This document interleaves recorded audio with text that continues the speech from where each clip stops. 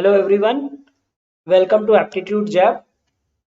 इस वीडियो में हम हाइट्स एंड डिस्टेंसेस देखेंगे। ठीक है, तो हाइट्स एंड डिस्टेंसेस जो हमने ट्रिग्नोमेट्री देखी थी, तो ये ट्रिग्नोमेट्री का एप्लीकेशन है।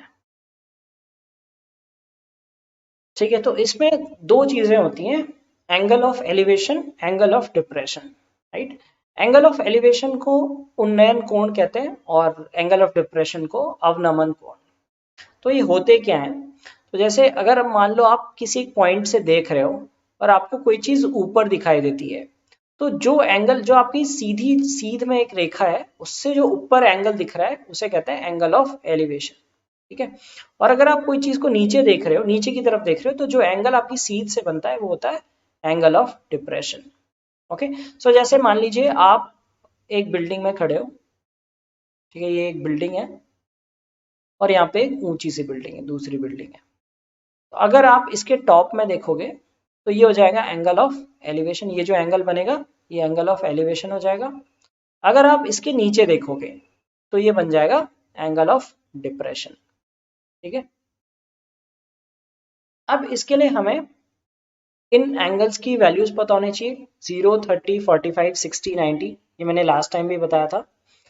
और इसमें सबसे इंटरेस्टिंग चीज जो होती है, इसमें मोस्टली यूज होता है tan.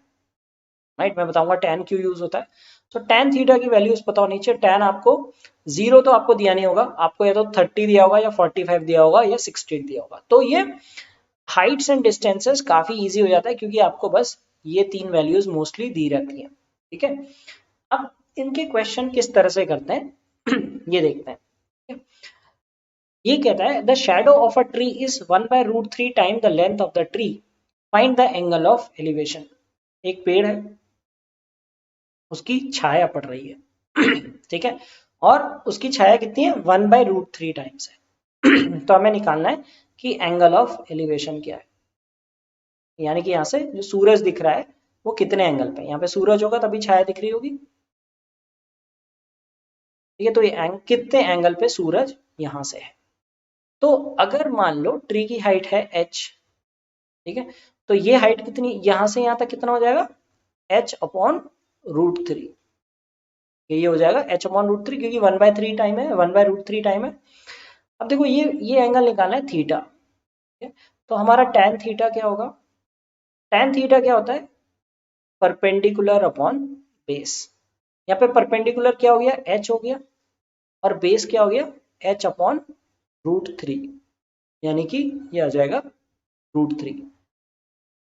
tan theta √3, theta equal to 60 degree. 60 degree होगा तो ये √3 TM हो जाएगा। तो इसमें बेसिकली हमें tan थीटा निकालना पड़ता है। जैसे हमें एंगल ऑफ एलिवेशन दिया हुआ है, ठीक है, हमें ये हाइट दी है और यहाँ पे डिस्टेंस दिया है d, और ये एंगल निकालना है। तो tan थीटा हो जाता है h/d। ठीक है, परपेंडिकुलर अपॉन बेस। तो इस तरह से हम tan थीटा निकाल के इन क्वेश्चंस को सॉल्व करते हैं। From a point P on a level ground, the angle of elevation of the top of tower is 30 degree. If the tower is 270 meter high, the distance of point P from the foot of the tower is. ये क्या कह रहा है कि एक point P है, वहां से एंगल ऑफ एलिवेशन है 30 डिग्री का, एक टावर के टॉप पे। ठीक है, एक मीनार है, उसके टॉप पे। तो मीनार कितनी ऊंची है? 270 मीटर्स की। तो tan 30 ये हमें निकालना है distance of point P। Suppose ये D है, तो tan 30 कितना हो जाएगा? tan 30 हो जाएगा 270/d। ठीक है, तो D कितना हो जाएगा? D हो जाएगा 270/tan 30 डिग्री। ठीक है, tan 30 होता है 1/√3, तो ये आ जाएगा 270 इंटू √3। अच्छा, सो वन थिंग रिमेंबर कि √3 की वैल्यू होती है 1.732 और √3/2 की हो जाती है 0.866। तो ये रूट की कुछ वैल्यूज पता होनी चाहिए। √2 की वैल्यू होती है 1.414। ठीक है, तो √3 की जगह हम 1.732 लिख देंगे। सो 27 इंटू 17.32 लिख सकते हैं, जीरो हटा दिया और हमने एक डेसिमल शिफ्ट कर दिया। ठीक है, तो यहाँ पे मल्टीप्लाई कर लेते हैं, 27 इंटू 17 कर लेते हैं, 17 इंटू, ये डेसिमल को मल्टीप्लाई नहीं करते हैं, बस 27 इंटू 17 देख लेते हैं। 17 इंटू 7 होता है 119, 11 कैरी 65, राइट। सो 600, नहीं, this is 34 plus this is 459, ये 459 और ये 30.32 इन प्लस 8 समथिंग हो जाएगा। ठीक है, तो 467.65 हमारा आंसर आ जाएगा। ठीक है, तो पहले हमने किया 17 इंटू 27 किया, 17 इंटू 27 459 आया, और 0.32 30 इंटू 30 करीब 8 9 के, 30 इंटू 27 कुछ 8 के आसपास आ जाता है, 8 पॉइंट समथिंग। सो 467.65 हमारा आंसर आ गया। Asha and Suman's mud forts have respective heights of 9 centimeter and 16 centimeter. If the tops of the fort are 25 centimeter apart from each other, then the distance between the two forts is। ठीक है, इसमें भी हमारा देखो, जरूरी नहीं है कि हर जगह पे हमारा पाइथा वो लगे, कहीं कहीं पे हमारा पाइथागोरस थ्योरम भी लग सकता है क्या, ये पाइथागोरस थ्योरम ही तो है। ठीक है, अगर हमें किसी स्पेसिफिक एंगल के लिए दिया है तो हम निकाल सकते हैं, वरना पाइथागोरस थ्योरम से निकाल देंगे। तो इन दोनों ने दो मड के टीले बनाए, मिट्टी के टीले बनाए, एक का 9 सेंटीमीटर ऊंचा है, इसका 16 centimetre. Okay, tops of the fort are 25 centimetre apart, ये जो डिस्टेंस है ये 25 सेंटीमीटर है। ठीक है, तो हमें निकालना है कि इनके जो तले की डिस्टेंस है वो कितनी है, ये डिस्टेंस कितनी है। अब इसे हम किस तरह से निकालेंगे, देखो ये हमें दिया है 25, तो हम क्या करेंगे, यहां से एक सीधी लाइन खींच देंगे, ये सीधी लाइन खींच दी। ठीक है, ये सीधी लाइन खींच दी, ये 9 है ये 16 है, तो ये बचा हुआ 7 हो जाएगा। ठीक है, और 25 और 7, तो ये कितना आ जाएगा, अगर आपको पाइथागोरियन ट्रिपलेट्स याद हैं तो आपको आ जाएगा 24, नहीं तो क्या हो जाएगा, ये 25 है, ये राइट एंगल है ना, ये 25 है, ये 20, ये 7 है, 25 स्क्वायर माइनस 7 स्क्वायर, यानी कि आ गया 625 माइनस 50, 576, यानी कि 24।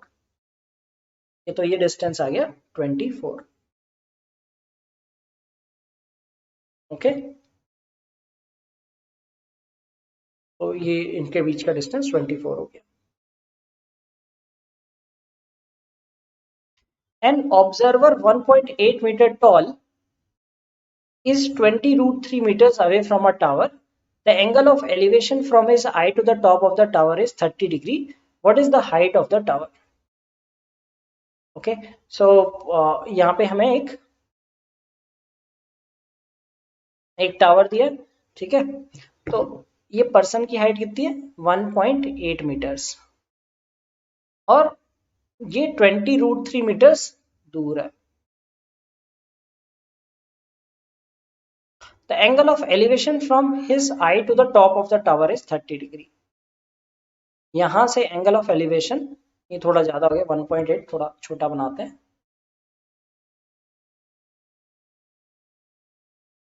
यहां से एंगल ऑफ एलिवेशन कितना है 30 डिग्री है। ठीक है, यहां से एंगल ऑफ एलिवेशन 30 डिग्री है, तो हमें हाइट ऑफ टावर निकालनी है, तो ये 20 रूट 3 है, तो ये भी 20 रूट 3 हो जाएगा। ठीक है, सपोज ये हम मान लेते हैं यहां से यहां तक इसके डिस्टेंस हाइट है h। ठीक है, तो h अपॉन 20 रूट 3, ये हो जाएगा 1030, 1030 हो जाएगा ना, 1030 क्या होगा h upon 20 root 3, 1 upon root three से रूट 3 कैंसिल, h हो गया 20, तो यहां से यहां तक हाइट आ गई 20। ठीक है, अब आंसर 20 नहीं होगा, क्यों नहीं होगा कि 20 कहां से कहां तक हाइट है, यहां से लेके यहां तक हाइट है, और ये बाकी की हाइट कितनी है 1.8, हाइट ऑफ टावर हो जाएगी 21.8 मीटर्स। ओके, सो ये हाइट ऑफ टावर हो गई।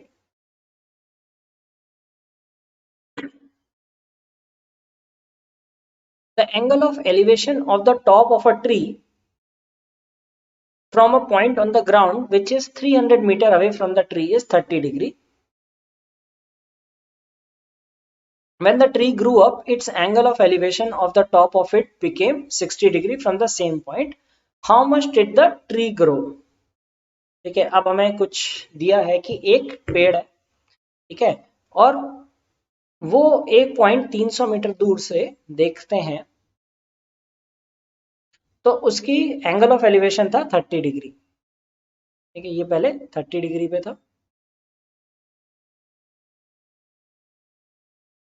अब क्या हो गया, जब पेड़ बड़ा हो गया तो एंगल हो गया 60 डिग्री, पेड़ बड़ा हो गया, ये एंगल बन गया 60। तो मैं बताना है कि पेड़ कितना बढ़ गया, ठीक है, पेड़ की हाइट कितनी बढ़ गई। तो पहले हम मान लेते हैं इसकी हाइट h थी और बाद में h हो गई, यहां से यहां तक h ले लेते हैं, यहां से यहां तक h हो जाएगी। तो पहले केस में h अपॉन 300 हो गया हमारा tan 30, यानी कि 1/√3। तो h आ गया 300/√3, ठीक है। इसे हम ऐसा लिख सकते हैं, देखो 3 क्या होता है, √3 इंटू √3 होता है, तो हम इसे लिख सकते हैं 100 इंटू √3 अपॉन √3। तो सिंपल उसमें कहें तो 100√3, तो h हो गया हमारा 100√3, ठीक है। अब जो दूसरा केस लेंगे, सेकंड केस, ये बड़ा ट्री है h अपॉन 300, अब कितना एंगल है 60 डिग्री, सो tan 60 डिग्री यानी कि √3, तो कैपिटल H हो जाएगा 300√3, ठीक है। तो हमें क्या निकालना है, how much did the tree grow, ठीक है, पेड़ कितना बढ़ गया, कितना बढ़ गया 300√3 माइनस 100√3 यानी कि 200√3। √3 की वैल्यू क्या होती है 1.732, ठीक है, इसको दुगना कर दो, 200 से मल्टीप्लाई करना है, 346 आ जाएगा, तो आंसर हो जाएगा 346 मीटर। ओके, सो √3 की वैल्यू याद रखनी है 1.732। Two ships are sailing on a sea on the two sides of a lighthouse, ठीक है, एक लाइट हाउस है, उसमें दो तरफ दो शिप्स तैर रहे हैं, ठीक है, और the angle of elevation of the top of the lighthouse is observed from the ships are 30 and 45 degree respectively. If the lighthouse is 100 meter high, the distance between the two ships is. तो इन questions में आपको क्या करना पड़ता है, आपको diagram बनाना आना चाहिए, ठीक है, डायग्राम बनाना आना चाहिए, क्योंकि जो एंगल्स होते हैं आपके 30, 45 या 60 डिग्री रहते हैं, ठीक है, और आपको tan की वैल्यूज पता होती हैं।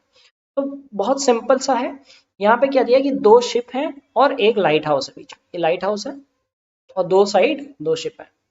ये तो कह रहा है कि दो साइड्स में शिप्स तैर रहे हैं, एक शिप से 45 डिग्री का एंगल बन रहा है और एक शिप से 30 डिग्री का एंगल बन रहा है, ठीक है। तो मान लीजिए ये डिस्टेंस x है और ये डिस्टेंस y है, ठीक है। लाइट हाउस की कितनी है 100 मीटर हाइट है, तो 100/x हो जाएगा tan 45, ठीक है। तो यानी कि आप लिख सकते हैं कि x हो जाएगा 100/tan 45, tan 45 कितना होता है 1 होता है, यानी कि 100 हो जाएगा, x की वैल्यू आ गई 100, ठीक है। और इसी तरह से हमारा y हो जाएगा 100/tan 30, tan 30 होता है 1/1/√3 मतलब 100√3, √3 कितना होता है 1.732 इंटू 100 मतलब 173, तो हमें इन दोनों के बीच की डिस्टेंस निकालनी है, ऐड कर दो तो आंसर आ जाएगा 273 मीटर्स, ठीक है। तो इन सभी क्वेश्चंस में जितने भी क्वेश्चन हाइट्स एंड डिस्टेंसेस के हैं, you need to know the diagram. ठीक है, डायग्राम बनाना आना चाहिए, बाकी क्वेश्चंस इजीली हो जाते हैं। Let P and Q be two towers with the same base. From the midpoint of the line joining their feet, the angles of elevation of the tops of A and B are 45 degree and 60 degree respectively. The ratio of the heights of towers A and B is, तो दो tower हैं A और B, और उनके centre से जो centre है वहां से जो एंगल ऑफ एलिवेशन है ये 45 डिग्री और 60 डिग्री है। ठीक है, तो हमें उन टावर्स के हाइट की रेशियो निकालनी है। ठीक है, सो ये इनका मिड पॉइंट है, यहाँ पे पी एंड क्यू लिखा है, इसको ए और बी मान लो क्योंकि यहाँ पे नीचे ए और बी लिखा है। तो ए के लिए 45 डिग्री बन रहा है और बी के लिए 60 डिग्री बन रहा है।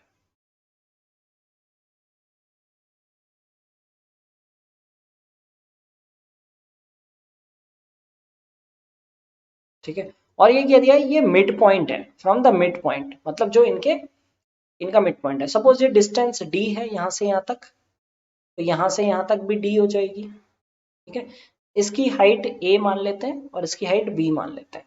ठीक है, सो ए अपॉन डी हो जाएगा tan 45। ठीक है, तो ए हो जाएगा d tan 45, इसी तरह से बी हो जाएगा d tan 60। ठीक है, तो हमें निकालना है ए रेशियो बी हाइट निकालनी है, तो हो जाएगा tan 45 ratio tan 60 degree. tan 45 होता है 1, tan 60 होता है √3, सो हो जाएगा 1 रेशियो √3। ठीक है, इसको आप बिना मतलब ऐसे बनाए भी आप कर सकते थे, क्योंकि आपको 45 और 60 डिग्री है तो रेशियो होना चाहिए 1 और √3, और बी ऊंचा होगा। देखो 60 डिग्री मतलब ये ऊंचा होगा, तभी तो ये एंगल बड़ा बन रहा है, छोटे में एंगल छोटा बनेगा। सो 1 ये 1 इधर आएगा, √3 इधर आ जाएगा। ऐसे भी आप कर सकते थे अगर आपको डायरेक्ट वैसे ही करना होता। A tree of height 13 meter is there between two poles of height 5 meter and 12 meter respectively. If the tree can lean on the top of two poles perfectly, what is the distance between the two poles? अब क्या है कि दो पोल है, ठीक है, एक की हाइट 5 मीटर है, एक की हाइट 12 मीटर है। ठीक है, अब ये क्या है कि एक पेड़ कहीं पे इनके बीच में है। ठीक है, ये पेड़ कहीं पे बीच में है, और क्या हो रहा है कि ये लिखा है कि अगर पेड़ को आप इस तरह लधारेंगे या फिर इस तरह आप वो करेंगे, ठीक है, दोनों तरफ ये झुक सकता है ठीक उनके टॉप पे। ठीक है, अगर आप इधर झुकाना चाहें तो भी झुक सकता है, इधर झुकाना चाहें तो भी झुक सकता है। तो ये ट्री वाली प्रॉब्लम हो गई, या फिर सीढ़ी वाली प्रॉब्लम होती है। ठीक है, एक सीढ़ी है उसको आप दोनों तरफ झुका सकते हैं, ये हमने शायद ट्राइंगल्स वाले चैप्टर में भी किया था। ठीक है, तो उसमें अगर आपको निकालना पड़ता है उसकी डिस्टेंस कितनी है। ठीक है, तो ट्री कितनी है, 13 मीटर है, 13 है, 13 है। एक पाइथागोरियन ट्रिपलेट होता है 5 12 13, इसलिए मैंने कहा था कि आपको पाइथागोरियन ट्रिपलेट पता होना चाहिए। ये 5 है, ये 13 है, तो ये 12 हो जाएगा, ये 12 है, 13 है, तो ये 5 हो जाएगा। तो इन दोनों के बीच का डिस्टेंस कितना हो जाएगा, 12 + 5 17। तो आप देख रहे होंगे कि अगर आपको पाइथागोरियन ट्रिपलेट्स याद हैं, जैसे मेन ये याद रख लेना चाहिए 3 4 5 वाले। ठीक है, 5 12 13 7 24 25। इसके फिर और भी बन सकते हैं, इसके 6 8 10 होता है। ठीक है, 9 12 15, ये 3:4:5 में होता है। उसके अलावा ये और ये, अगर ये आपको याद है तो इनसे बाहर के पाइथागोरियन ट्रिपलेट्स शायद ही पूछते हैं।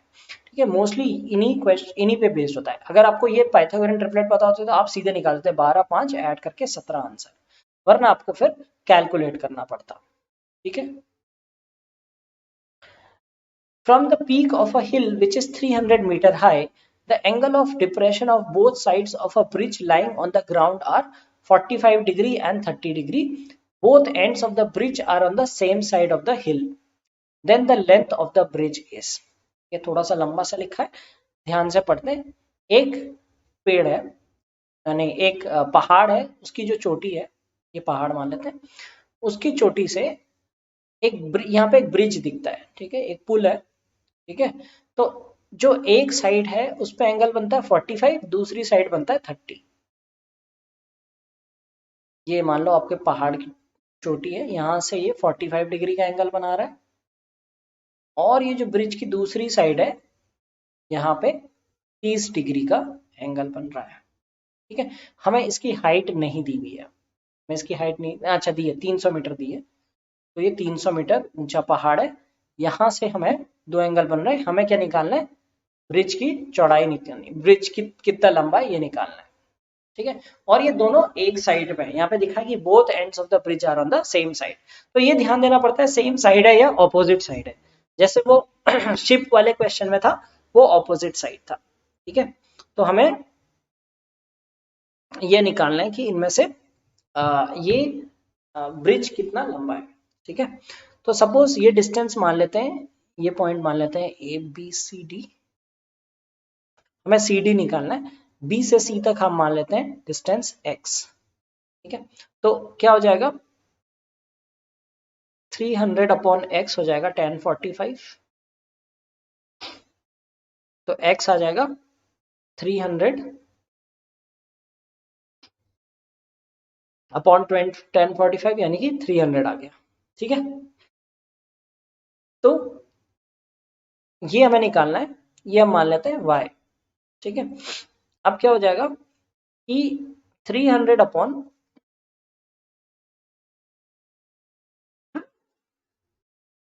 x प्लस वाई है हमारा tan 30 degree, x plus y आ गया 300 अपॉन tan 30,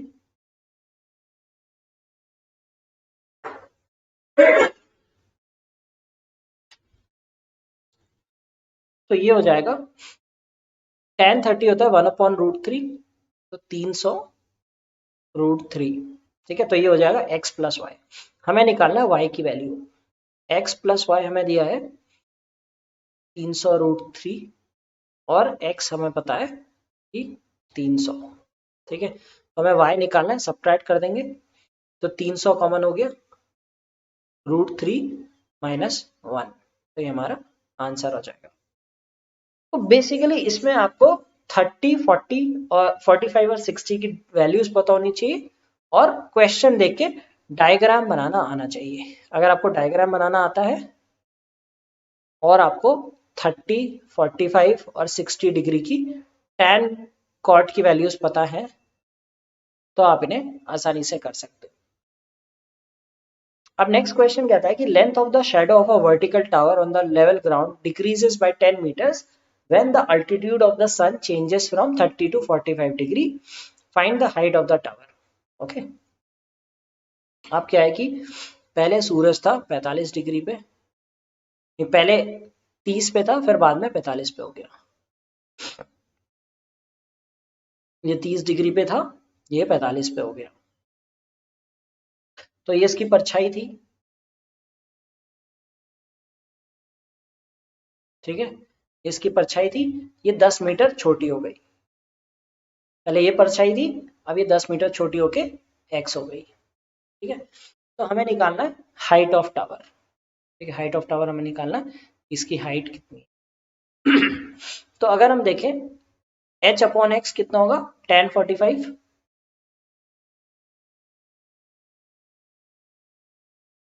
यानी कि 1, ठीक है। तो h is equal to x हो गया, एक इक्वेशन ये आ गई। दूसरी इक्वेशन आ जाएगी h अपॉन एक्स प्लस 10, ये हो जाएगा tan 30 डिग्री यानी कि 1 अपॉन √3, ठीक है। तो आ जाएगा √3h is equal to x plus 10, ठीक है।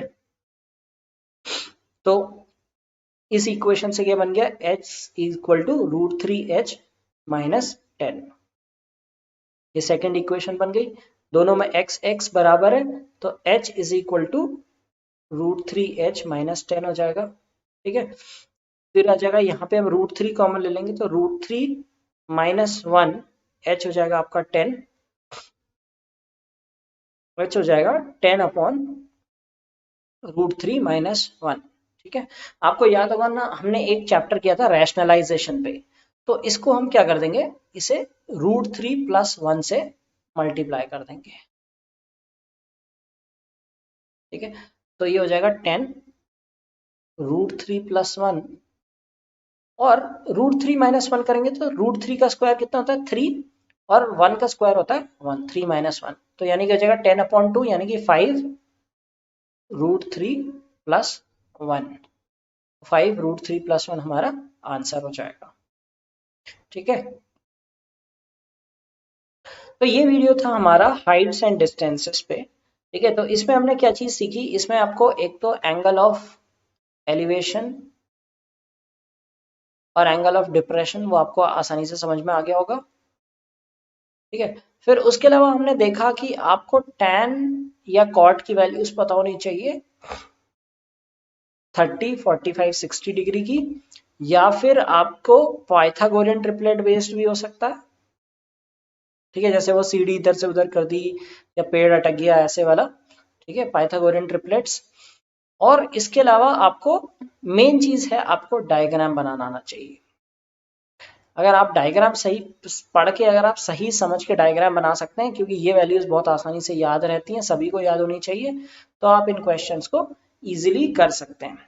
ठीक है, तो ये हमने ट्रिग्नोमेट्री देखी, पिछली वीडियो में हमने ट्रिग्नोमेट्री देखी थी, सिंपल जो रेशियो बेस्ड क्वेश्चंस होते हैं, और आज हमने उसका एप्लीकेशन हाइट्स एंड डिस्टेंसेस भी कर लिया।